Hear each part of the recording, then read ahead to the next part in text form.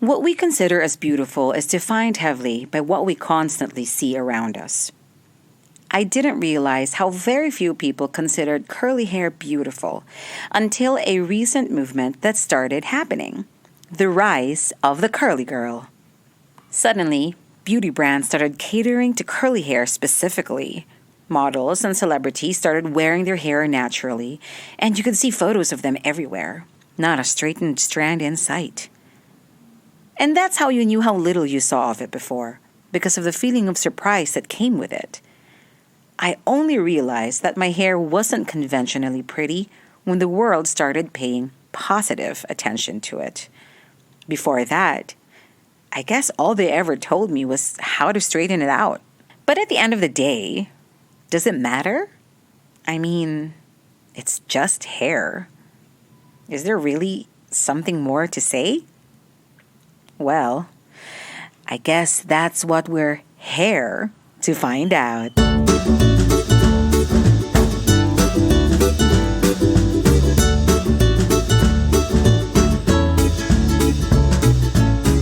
Hello, everyone, and welcome to You're Just Okay and That's Okay, the podcast about all the mundane, everyday things that make up the human existence. I'm Chris Flaho, and I apologize for the terrible pun I left you with, but I do still invite you to come and celebrate the in-betweens with me.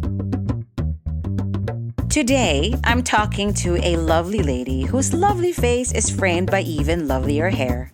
In fact, we're going to be talking a lot about hair today, but we're not going to be giving you advice about how to make your locks more luscious. What I wanted to know more about was how it shapes so much of our personalities and why it's important to pay attention to seemingly trivial things like our tresses. After the break, we're going to meet Ria Fernandez.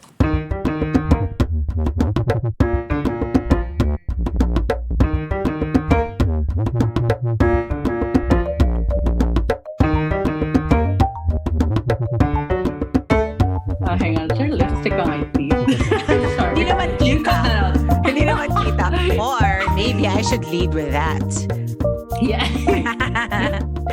Anyway, so hi, my name is Ria Fernandez. I am 34 years old. I was born and raised in Cebu City. I spent about 7 years in Manila for college and for work. And I'm now in Melbourne, Australia. I'm working as a multimedia developer. So usually when I say that, like, people are always like, oh, okay. Like, obviously they don't know. So to put it simply, I sit in front of a computer all day and just like click my mouse and make stuff. I just make stuff move. And animation, I make e-learning, I make anything digital. So yeah, that's a little bit about me. You know what's funny? For some reason, I remember your voice differently. Really? So, yeah, I don't know why. Parang for some reason, I remembered it deeper. And so when you started talking, I was like, wait, wait, who am I thinking of? When I'm putting No, a I voice? think this is my interview voice. Okay. Practice na. No, it's true. I also have a recording voice. It changes. You know what I mean? Yeah. It's like your work voice. Like, it's really weird. You have different voices for different occasions. Syempre, parang respectable. Pero kunyari, you know what you're talking about all the time. It's different. Yeah. Diba? Kunwari, di tayo weirdo in real life. So, yeah. You can't bring that out in the first time you're talking to someone. Kailangan somewhere down the line na yan when they have no way out. So I first met you actually when, I think it was the music video for Kwan, One Look. Yes. Oh my gosh. Yeah. And your hair was nowhere to be found. It was cut so close to your scalp, diba? Yeah. Tama, no? Yeah, that's how my hair looked all throughout college, basically. So yeah, I do remember meeting you on that set. Yeah. I remember, and you were so in super hot in her bikini and hanging out with the band and splashing in the water. One of the cool girls. And when did you decide? Okay, first of all, was cutting your hair that short? What was the choice behind that? Unfortunately, I was just so tired of dealing with my curly hair. Like, I had no idea what to do with it. It looked bad all the time. So I didn't want to keep fussing over it. So I just cut it all off. Were you kulot Your whole life? All my life. As in, Since since you were a baby. kid Since talaga? I came out of my mom. And of course, nobody knew how to take care of curly hair when you were younger, right? So you're always, Story of and our lives. was it like that? Was your hair such a big deal always for you growing up? Oh, not all the time. Like I don't think I started noticing that I was different until I was in the third grade, because that's when people started pointing it out. What would they say? Like, I don't know, what's with your hair? Like, why do you look so messy? Like, your hair so. It's usually that. Like you. I'll say it in Bisaya, but it's like, kalkag ka yung buhok. Like your hair is really messy. Yeah. So I'd start to get it from classmates, from teachers, like, and that's when I started like, oh, this is unacceptable. Like, yeah, that was the first time. When did you decide to wear it out? Na, I grow it out na. When I graduated college, and I was going through my fun employment stage. So I was like, might as well just grow it out. So, and like, I was just at home a lot of the time. So people didn't have to see like that awkward face, like when it's growing out. Right. Yeah. When it doesn't know which way it wants to go. Yeah, precisely. Can I just, okay, speaking of doing interviews and growing it out, you know what? It never occurred to me that curly hair was considered by some people as unprofessional, especially, I guess, if you have really naturally tight curls na parang, I never realized that it was an issue. Have you ever experienced that? Did anyone ever tell you, can you straighten your hair out? You don't look professional? Oh yeah, the worst, probably one of the most demoralizing experiences of my life was, I don't think a lot of people know about this, but I tried to apply to be a flight attendant before. Oh, did you?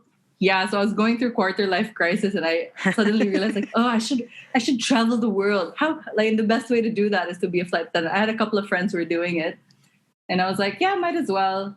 And then I went, and I swear you're treated like a show pony. Like, literally turn around, like, look here, look there, and then like raise your sleeves. Oh gosh. Yeah, because like if you have hair on your arms, like it's such a big deal. And then like my hair had to be like super ironed that day, and then yeah, they asked if my hair was straight, and I was like, no, it's curly. But I'll iron it if needed.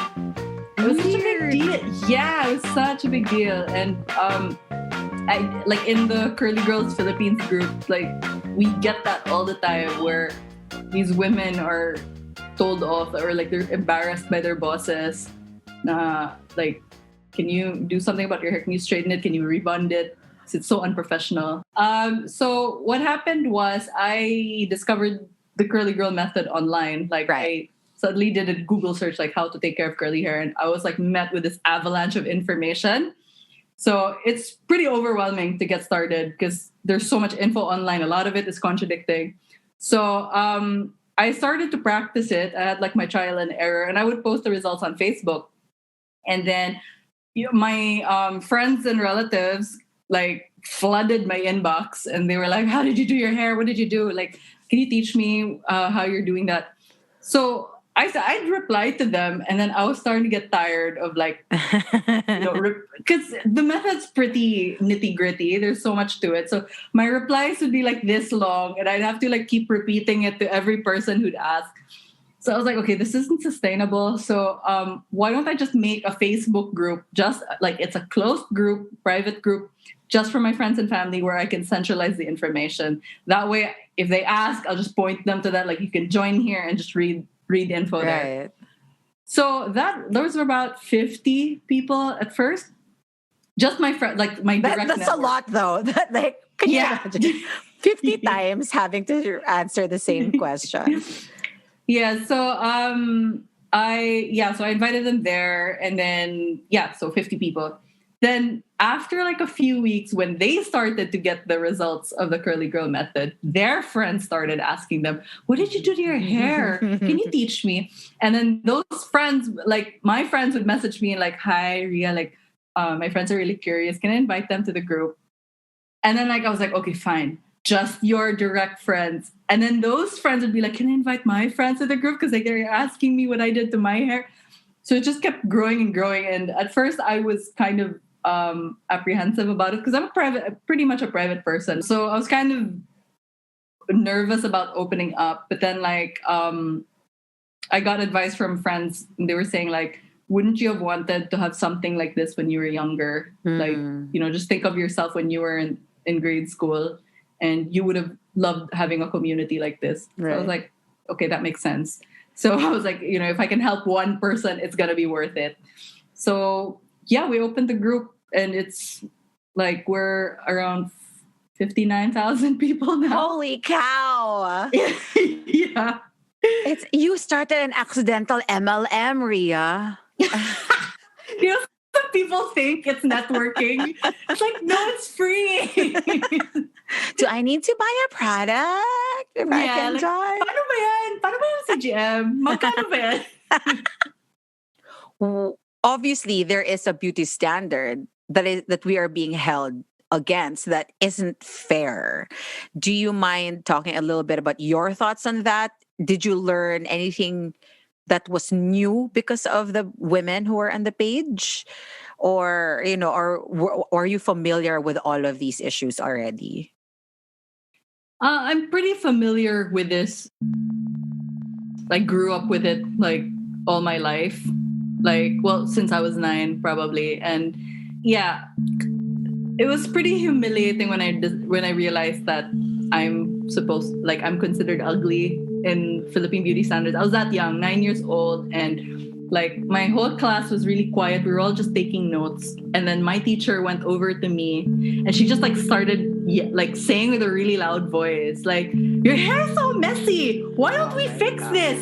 And then it's so humiliating for a young girl. And she gets her comb, and then she combs through my hair, and it was so painful. Like I was just silently crying in my seat while the whole classroom was watching me get humiliated like that. And it was since that day probably I just kept my hair in a ponytail or in a bun or a braid.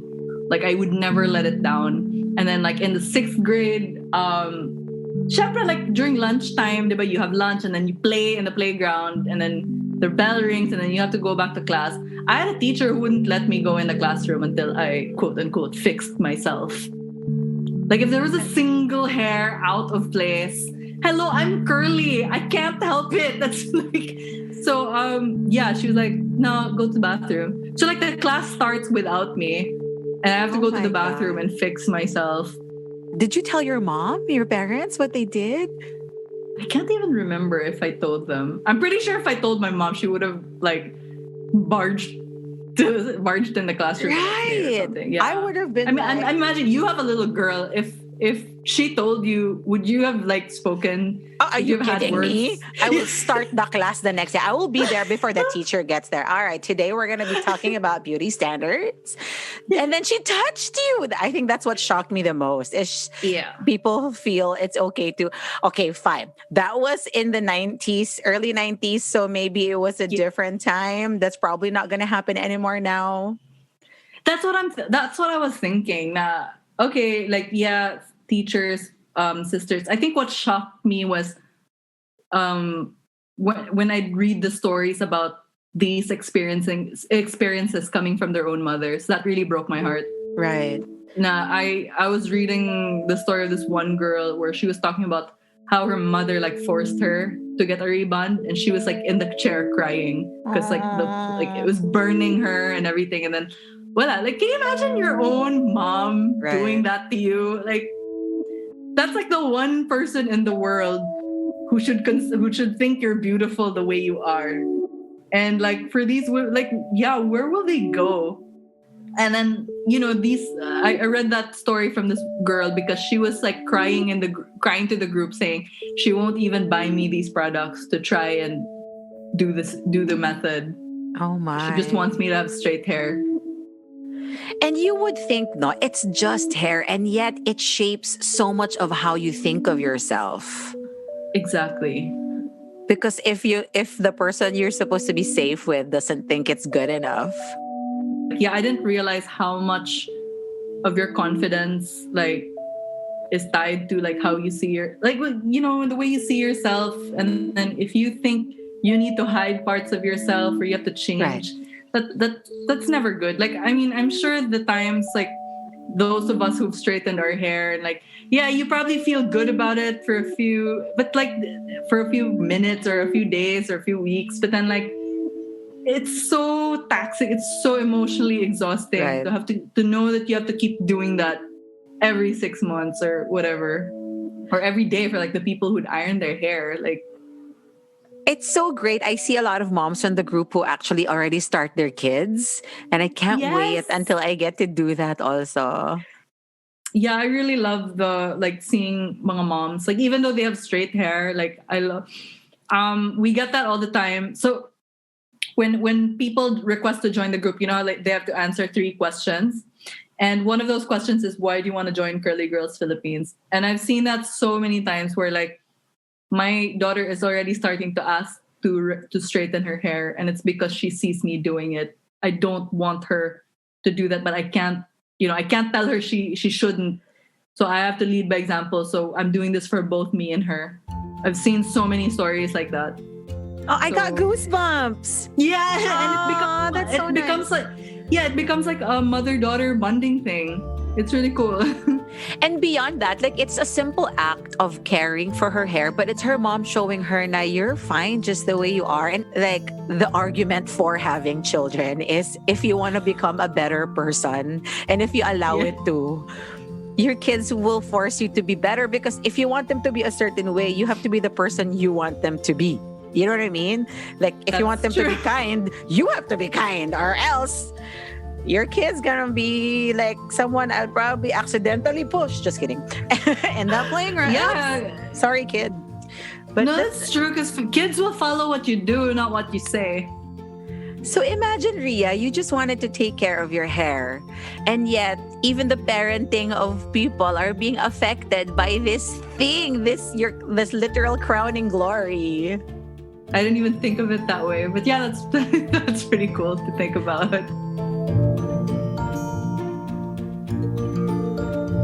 But that's when I realized, like, it's not just hair. I mean, yeah, on the outside, like, yeah, we're taking care of our hair, but it affected so much of how I saw myself, even how like I approached my life. Because like one thing that the Curly Girl method does is like it teaches you patience, right? Because like you can't get results right away, and I'm usually like instant gratification person, and it taught me to really slow down and be like, okay, take it one day at a time. So that's how I realized like I should approach other things that I'm working on that can't be done fast, like healthier lifestyle, right? Or like learning, when I'm learning a new software or just anything.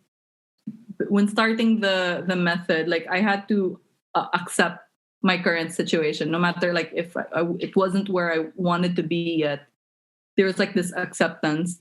And like from that acceptance, like it caused me to like really not worry about what other people think. Mm. And I think that in itself like freed me from any like self-consciousness. You know, when you try to do something and you're just like, oh, I look stupid doing this, like, right. Wag na.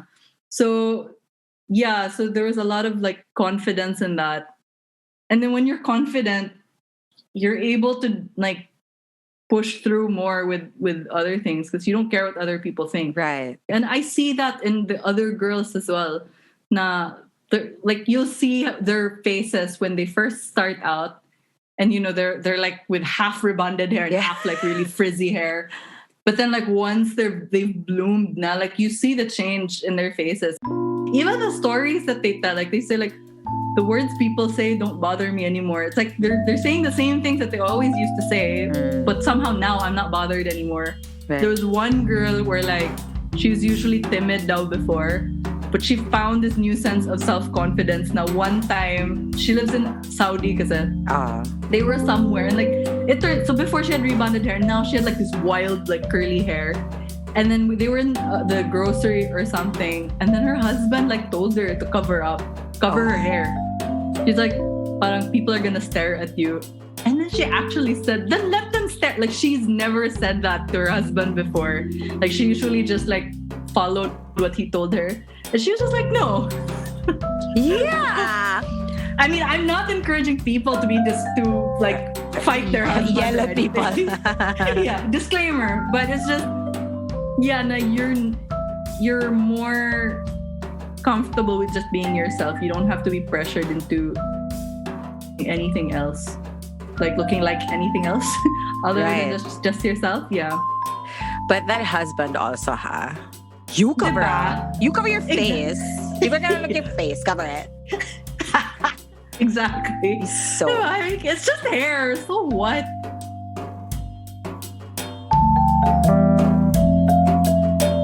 How does it feel to kind of be riding that wave of change? Kumbaga, how does it like? How does it feel? Do you have any thoughts on how it feels to be part of that turning of the tides? Or do you even feel like you're a part of that? Yeah, for sure. It's different. Like just every day. I mean, I'm on the group every day, and more girls are starting to fall in love with their own hair, which is so unheard of in our country. And it's really a lot. Like, and one of the things I'm doing right now is I'm collecting stories from our girls, and then I post them on our Facebook page. So, we can reach more people out there. Like, it really does feel like something's changing. And, the fact that more and more women are saying no to rebonding, like, it feels great. Like, and I can't really claim like a lot of credit for it. Like, it's really everyone as a whole. Like, the movement is all of us. So, like, I always tell the girls, like, you guys should be proud of yourselves. Like, this is your doing. We're changing a lot. Like, because we've gotten there is more interest in it. We've been like, even Elana Cosmetics, like there's a lot of interest in the natural hair movement.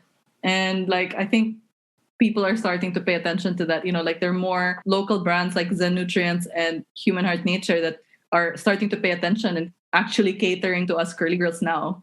So there are more options now. Still pretty limited, but at least there's more than what we had when we were growing up. So yeah, it's pretty cool. And it's funny. You never even you don't even realize that you didn't have choices until they start giving you choices, and you start realizing, oo nga no, bakit ngayon lang to?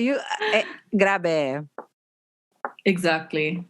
I am a believer of the passage in the Bible. It says, I am fearfully and wonderfully made. So I do think everyone is beautiful. There's just a way to bring that out or to take care of what you have. So what I tell the girls is like, I know you're not where you want to be right now, but you first, you have to accept what you have right now and then work with it. Because if you just look at you're just looking at people's finished products, like you don't want to get started because it's going to be a long way. So take it one day at a time. And also, when you accept yourself, that's where your confidence comes from. And your beauty comes from your confidence. It's not the other way around. Your confidence does not come from your beauty. When you see somebody confident, even though let's say they're not traditional, like they don't look like a supermodel, but when someone's confident, like I instantly find them attractive. That's just what I always say. You have to accept. That's like the hardest step. It's like getting started, and that's acceptance. So accept what you have first, then work with it. And just take it one day at a time. And also know what you're doing this for. You don't look at it as like you're doing this so people will be like, oh wow, yeah, she has nice hair. You have to do this for yourself. Because if you're just doing it for the like other people's perception of you, like that's gonna waver all the time because you don't feel fabulous every day. You have to have like something like, this is just for myself. And also like the curly girl method, it's not just about bringing out your curls, it's really your hair health in general. Right. It's just like when you work out, like when you exercise, it's nice to think like, I just want my bikini body already, I want my abs. But you have to think also, you have to always keep in mind that you're doing this for your health. You're taking care of yourself. So that way you have a deeper reason to keep doing it rather than just sticking to, surface stuff. It makes it easier to push through with it when you have a better reason.